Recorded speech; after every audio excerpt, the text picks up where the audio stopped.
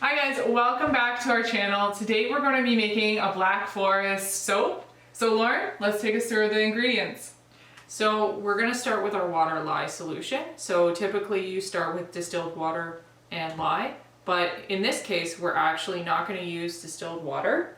We're going to use boiled water with coffee. So you make your coffee however you normally would make it. Just make sure that the grounds are obviously not poured in with the liquid, and follow the whatever recipe you're using, and just make sure you let it cool before you pour it in. For our oils, you have coconut, castor, olive, and rice bran. And for our fat, we're using coffee butter. So to color our soap today, we're going to be using activated charcoal. It's pretty cheap, so you can pick it up most sort of beauty stores or the internet. We will also be using sodium lactate. This is optional, and it's just to help release your soap from your mold. So if you're using a homemade mold that's maybe made out of cardboard or a yogurt container or a baking pan, and you find it hard to get your soap out of the container, just throw some, however much sodium lactate your recipe says, into the recipe and it will release it. If you don't have it, that's fine as well. And lastly, we'll be scenting our soap with a fragrance oil called Christmas Eve. It smells a lot like cherries, which is why we are calling our soap Black Forest Cake Soap. Okay, so let's get started. So here we're measuring out our olive oil. And this is olive oil that we have purchased from Costco. It's just a regular olive oil.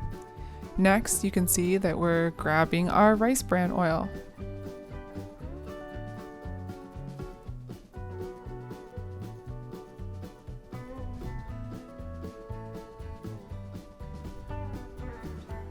Followed by castor oil. Now, some of these oils, we do go to a specialty store that sells this particularly for soap, just because we can't find it in our regular grocery store.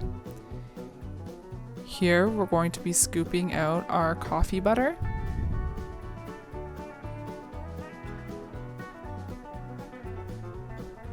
Just note that we are zeroing it each time we change ingredients on the scale.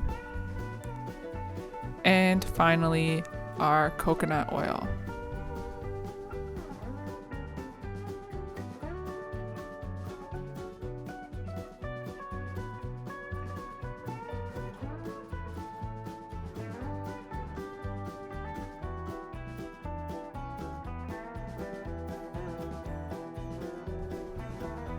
So we're going to put that aside, and here we're going to measure out our sodium lactate.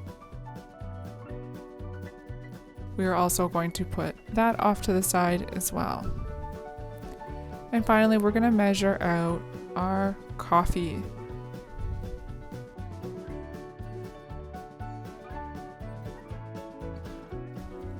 The coffee we're going to be mixing with the lye solution later on. So we're going to set that aside and we're going to measure out the lye. So right now, as Daniel is measuring out the lye, my sister Lauren is heating up the oils to melt them. Well, not necessarily the oils, more so the fats, which is the coffee butter. Here we're sprinkling in the lye into the coffee solution, and you want to sprinkle it so it doesn't splash you, as lye is dangerous to your skin. As you can see, Daniel is wearing gloves and goggles and proper shoes. And he's just going to stir it in there, and you can see it's starting to make the coffee a lighter color and heating up. So once it's gotten to the temperature, an even temperature with the oil, we're going to start to blend it together with our hand blender.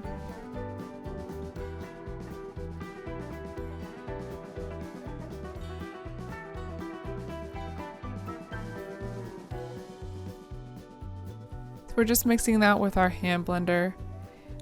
We've decided to do two different colors. One that is using the activated charcoal, which you'll see Daniel, he'll eventually separate this mixture out into 2 bowls, one with the activated charcoal and the other one will be using the titanium oxide just to lighten up the color. Now we did hand blend this a bit too much this time around, and you'll see the results of us kind of mixing it a bit longer than we probably should have.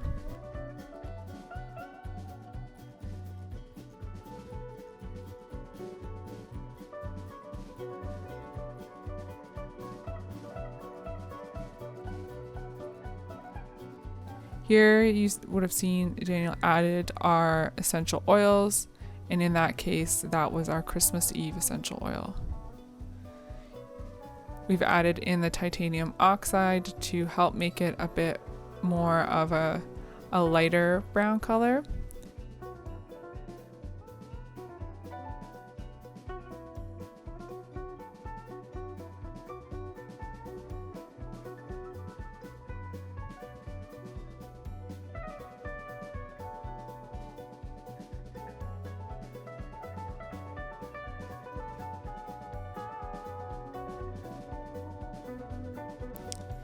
So now you can see it's this beige color. So we're gonna move that, and now we're gonna add our activated charcoal to the other half of our mixture. So this kind of gave a blackish, dark brownish color that we wanted to use so that we could swirl the soap together. So we've already put down the base layer of the lighter brown color, and now here we're adding the darker color over top.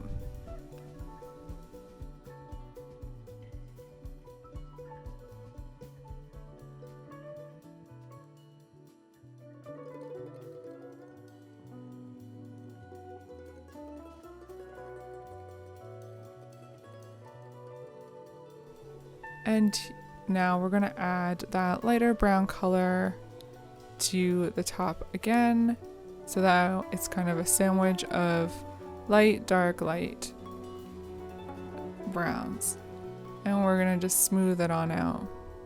Now we saw on YouTube someone make a swirl with a clothes hanger. So what we've done is we've taken our clothes hanger apart and we've made it kind of in almost a rectangle shape, not totally because the top is open.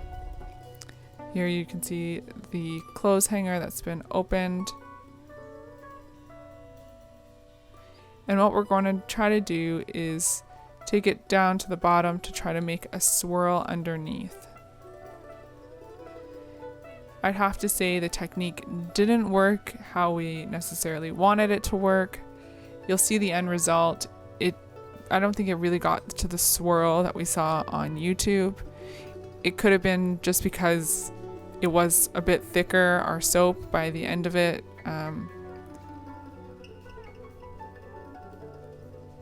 So here we've had it sit overnight and now it's harder. So our swirl technique didn't really work out the greatest in this, and we've cut it up. So in the future, I think we'll probably not hand blend it as much as we did, and we'll try to do a bit more of swirling action if we're going to use that clothes hanger again. So hopefully you've liked this video. Please like and subscribe and comment below. Thanks for your time.